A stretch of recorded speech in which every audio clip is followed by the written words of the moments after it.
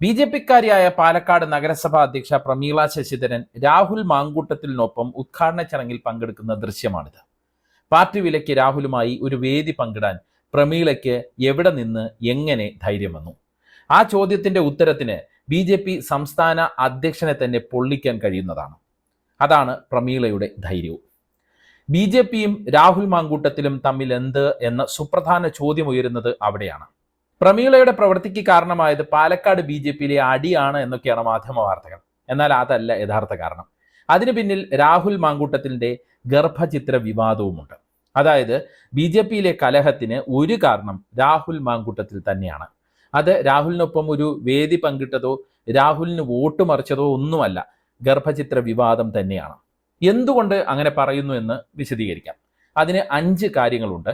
5-മത്തെ കാര്യം സുപ്രധാനമായ ഒന്നാണ്. ഇപ്പോഴത്തെ എല്ലാത്തിൻ്റെയും തുടക്കം 5-മത്തെ കാര്യത്തിൽ നിന്നാണെന്ന് പറയാം.